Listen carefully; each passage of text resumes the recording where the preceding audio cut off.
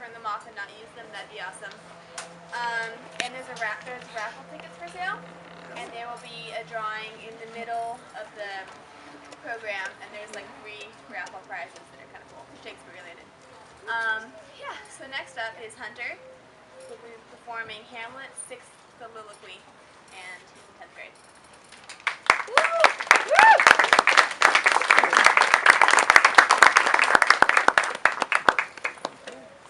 Okay.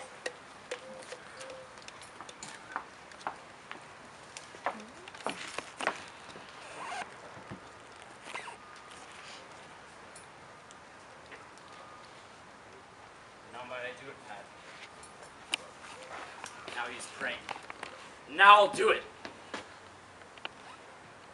So he goes to heaven.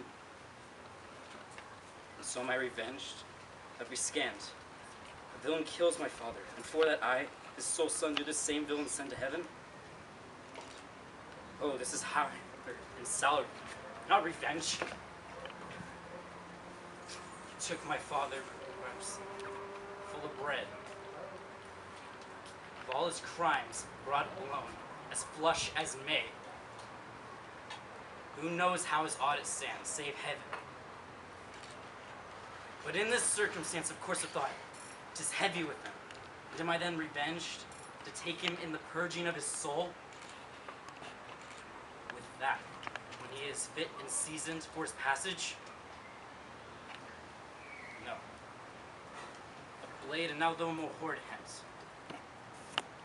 When he is drunk asleep, or in his rage, or the incestuous pleasure of his bed, at gaming, swearing, or about some act that has no relish of salvation in it, then trip him, that his heels may kick at heaven, and that his soul may be as damned and black as hell, whereto it goes. My mother says, this physical prolongs thy sickly days.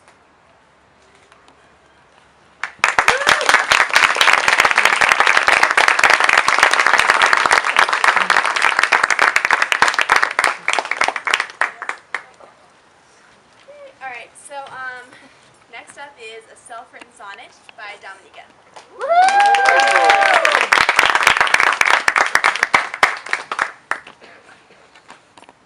When music be the food of love, and wildly the heart doth beat, be wary else the searching dove may bear the willow in its beak.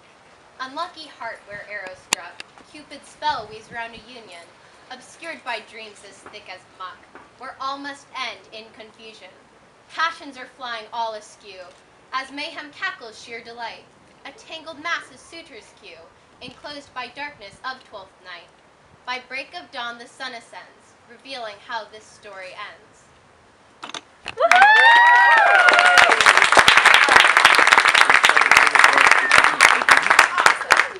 Okay, so the 4th thing on our program is a 12th night act. It's going to be Act 2, Scene 2, from Aaron, Robert, and Jason.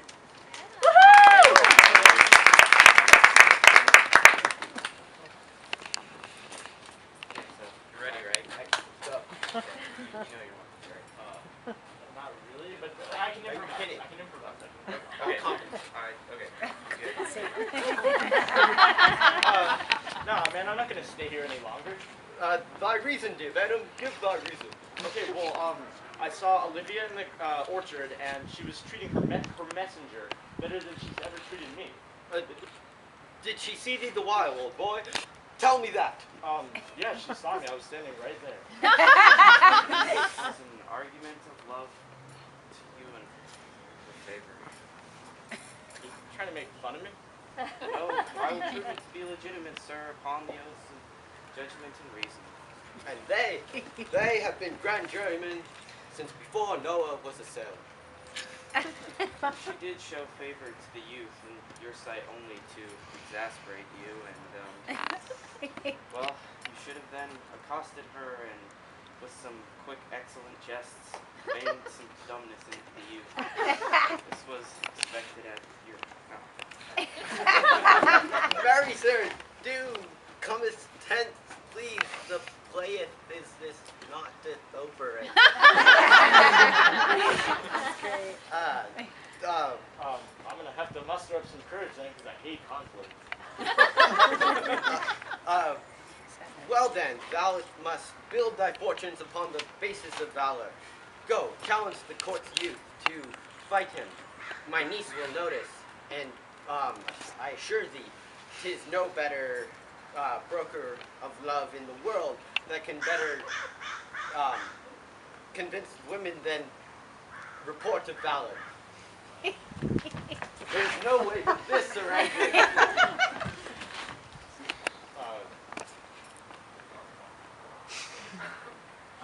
My improv seems to be a little misfortunate right now. So. Go, write it to the martial hand. Taunt him with the license of ink. Let there be gall enough in thy ink, even though thou write it with a goose pen. Go, about it! Well, where will I find you when you deliver, guys? We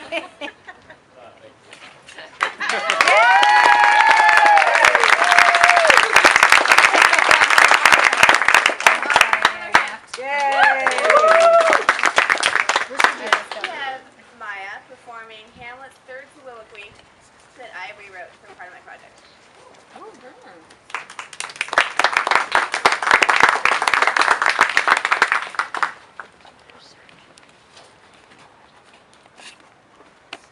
To pursue life or to give up? That is the question. Is it better to continue my suffering or take the easy way out? It seems my pain and heartache won't be worth it in the end. Falling into an eternal sleep sounds much more appealing. That's it. I long for the day when I can sleep without the dismal interruptions of life. Death would be so peaceful. So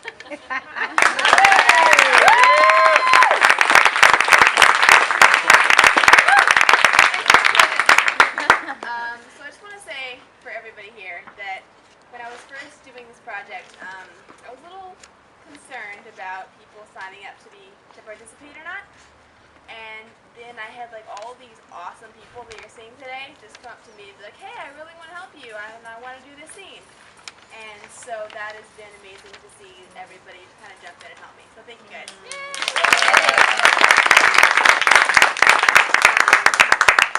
Next we have All's Well That Ends Well, Act 1, Scene 1 by Delphi Henson.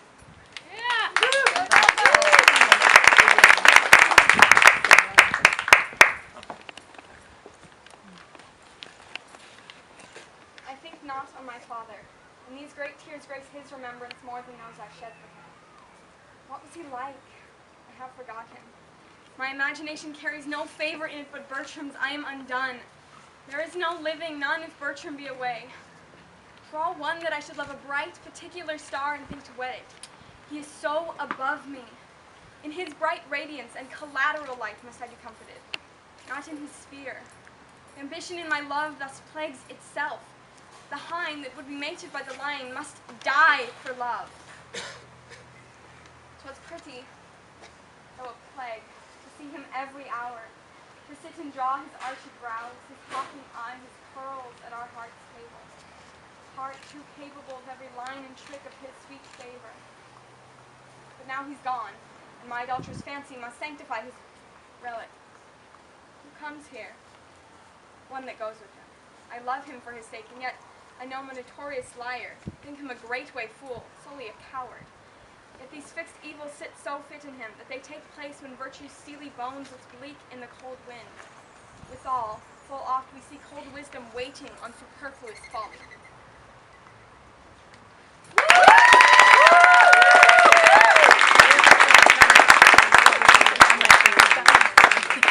For our final acts, I wanted to say that there will be raffle tickets for sale after the gathering here, and they're $1, and you can buy them, and then they'll be entered for, there's 3 prizes, and those will be drawn on Monday at Morning Circle. So, yeah. So next is the entire 11th grade.